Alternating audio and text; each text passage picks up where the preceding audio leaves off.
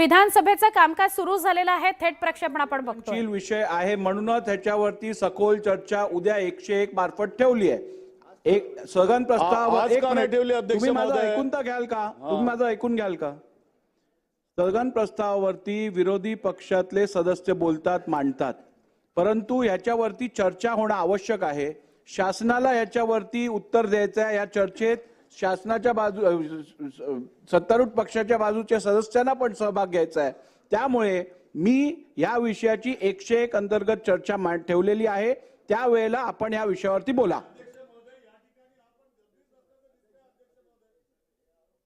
अध्यक्ष महाराज, डॉक्टर नितीन राऊत साहेबांनी जो स्थगन या ठिकाणी मांडला, आम्ही सगळ्यांनीच मांडला अध्यक्ष महाराज। याला अर्जन्सी याच्यासाठी अध्यक्ष महाराज की पोलिसांच्या लाठीचार्ज मध्ये काल सोमनाथ सूर्यवंशी नावाच्या एका तरुण आंबेडकरी चळवळीच्या मुलाचा मृत्यू झाला। पोस्टमॉर्टम रिपोर्ट पण त्याच्यामध्ये जे कॉजेस आलेले आहेत, फायनल अजून आलेलं नाहीये त्याच्यात, पण जे काही आलेलं आहे अध्यक्ष महाराज ते पोलिसांच्या लाठीचार्जमुळे त्या पोराचा मृत्यू झालेला आहे। आंबेडकरी चळवळीच्या व्यवस्थेमध्ये पूर्ण महाराष्ट्रामध्ये एक मोठा असंतोष अध्यक्ष महाराज। अध्यक्ष महाराज, आपला अधिकार आहे की आपण उद्या 101 लावताय अध्यक्ष महाराज, स्थगनवरही चर्चा करताय। आम्ही तुम्हाला 57 पण दिलाय, 97 पण दिलेले आहे, आम्ही मार्ग दिलेले आहेत अध्यक्ष महाराज, दोन्ही दिलेले आहेत। नाना भाऊ, काल पण आपण 57 या विषयाचा मांडलेला, एक मिनिट ऐकून घ्या। आपण स्वतः उभे राहिलात त्यावेळेला मी आपल्याला सांगितलं, आदरणीय मुख्यमंत्री महोदयांनी पण आपल्याला सांगितलं की या विषयात चर्चा शासनाला पण घ्यायची आहे आणि माझ्याकडे दोन्ही बाजूच्या सदस्यांनी मागणी केली की ह्याच्यावरती चर्चा व्हायला पाहिजे। 101 अन्वय मी तुम्हाला सांगितलं बुधवारी चर्चा लावतो। उद्या बुधवार आहे, उद्या आपण 101 अन्वय चर्चा घेऊ याच्यात। आणि विषय जर गंभीर नसता, विषयाचं गांभीर्य जर नोंद घेतली गेली नसती तर 101 अन्वय आपण लावलीच नसती चर्चा। अध्यक्ष महाराज, मी आपल्याला हे सांगतोय की ती घटना ज्यावेळेस झाली अध्यक्ष महाराज, या घटनेला झाल्यानंतर तिथं जी काही आंबेडकरी लोक तिथं एकत्रित आली त्यावेळेस पोलिसांचा बंदोबस्त वगैरे ते सगळ्या गोष्टी आपण पाहिल्यात अध्यक्ष महाराज। आपणही माहिती घ्या, काय याला जरूरत आहे असं म्हणतोय। जेवढं हे प्रकरण लेट होत जाईल अध्यक्ष महाराज, महाराष्ट्र पेटत जाईल, महाराष्ट्र पेटत जाईल अध्यक्ष महाराज। ही घटना 4 तासाच्या वर ते पेटत ठेवली गेली आणि मग पोलिसांचं कोमिंग ऑपरेशन केलं अध्यक्ष महाराज। मग शासन निर्मित होतं का ते कोमिंग ऑपरेशन? अध्यक्ष महाराज, ही जेव्हा चर्चा होईल, राज्यात सरकारकडून उत्तर येईल, तेव्हा राज्याच्या लोकांना ठीक आहे आश्वस्त मिळेल अध्यक्ष महाराज। तर राज्य या संदर्भातली सखोल चर्चा उद्या आपण 101 अन्वय घेऊ। पुढचं चला, दुसऱ्या कोणाचं आहे? घ्या, दुसरं घ्या। अबू आझमी जी नाही आहेत, तिसरं कोण आहे? वडेट्टीवार साहेब आहेत का? नाना बौद्ध झाला, ठीक आहे। सूचनेतील विषय स्थगन प्रस्तावाच्या निकषात बसणारा नाही, तरी विषयाचे गांभीर्य लक्षात घेता शासनाने निवेदन करावे। शासनाने या संदर्भात आपण उद्या 101 अन्वय चर्चा घेऊन या संदर्भात चर्चा घडवून आणू। चला,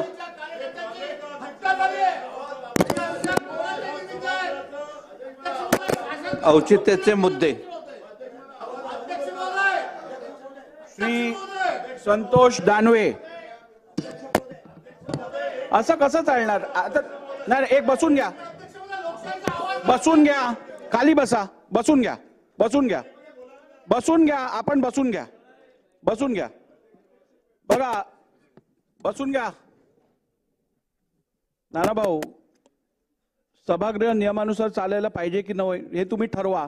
चालवायचं नसेल नियमाप्रमाणे तर मग आपण असंच चालू ठेवूया।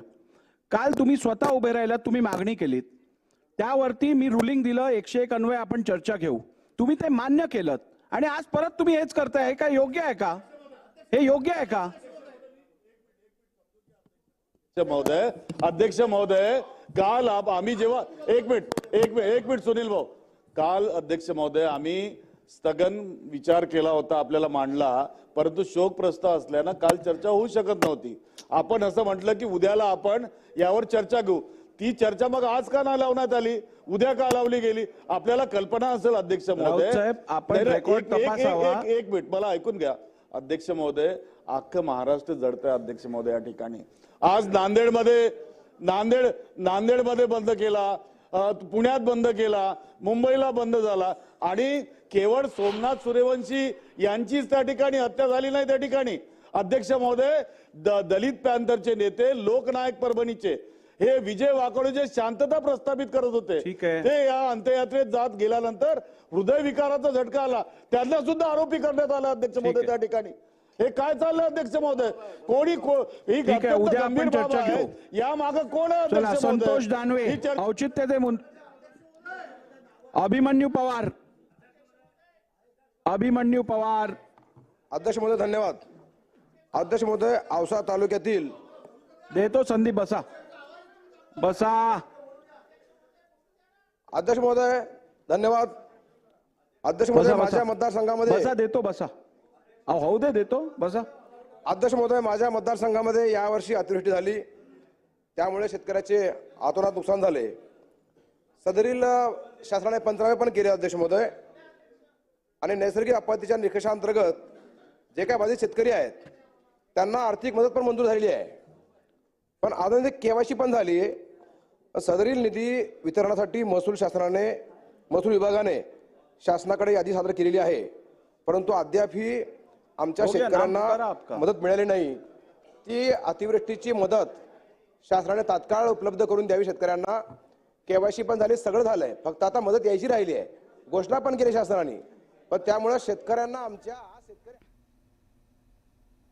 विधानसभेत विरोधक चर्चेची मागणी करतायत. परभणी बीडमधल्या चर्चेवर आजच चर्चा व्हावी असं म्हणतायत. मात्र 101 अंतर्गत उद्या चर्चा घडवून आणतो असं अध्यक्षांनी स्पष्ट केलंय. पुढची बातमी, अजितदादा दुसऱ्या दिवशीही अधिवेशनात नाही आहेत. अजितदादा हे सभागृहामध्ये अनुपस्थित आहेत.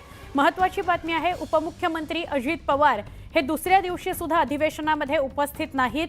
अजित पवार हे सभागृहामध्ये अनुपस्थित असल्यानं चर्चांना उधाण आलेलं आहे. एका बाजूला छगन भुजबळ नाराज आहेत, दुसरीकडे अजित पवार सभागृहामध्ये अनुपस्थित आहेत. परवापर्यंत ते नागपुरामध्ये होते. मात्र अधिक आपण काय कारण आहे ते जाणून घेऊया आमच्या प्रतिनिधी प्रणाली कापसे यांच्याकडून. प्रणाली, उपमुख्यमंत्री अजित पवार हे सभागृहामध्ये उपस्थित नाहीत, याची काय कारणं आहेत? काल परवाच्या दिवशी संध्याकाळपर्यंत ते नागपुरामध्येच होते. मग खाते वाटपासंदर्भातली नाराजी हा विषय आहे का छगन भुजबळांची नाराजी हा विषय आहे? सुवर्ण, आपण जर एकूणच बघितलं तर जे वागणं आहे अजितदादांचं हे नेहमीसारखं नाहीये. अजितदादा हे त्यांच्या वक्तशीरपणासाठी, त्यांच्या कामकाजाचा जो आवाक आहे त्याच्यासाठी ओळखले जातात. कामकाजाचा त्यांचा उरक यासाठी ओळखले जातात आणि मुळात नियमांचं पालन करणारे असे अजितदादा आहे. कालचा हिवाळी अधिवेशनाचा पहिला दिवस होता, काल ते गैरहजर होते आणि आज हिवाळी अधिवेशनाचा दुसरा दिवस आहे. आजही ते गैरहजर, आता सभागृह सुरू झाले आणि ते गैरहजर आहे. हे वागणं, हे अजितदादांचं नेहमीचं वागणं मुळीच दिसून येत नाही. मग त्यामागची कारणं काय आहे? अजितदादा एकीकडे आपण पाहतोय की ज्या दिवशी त्या दिवशी होते, परंतु संबंध दिवसभर ते सभागृहात आलेले नाही, ते कोणाला भेटलेले नाही आहेत आणि आता सुद्धा आम्ही त्यांच्या बंगल्यावर, नागपूरच्या बंगल्यावर आहोत. मला क्षमा करा, मी आपल्याला थांबवते. थेट विधानसभेमध्ये आपण जातोय. बीडच्या प्रकरणात क्षीरसागर बोलतायत. वारंवार मी हा खून झाल्यापासून मी वारंवार बोलतोय की जर या तिथं जे गुन्हेगार सापडले त्यांचे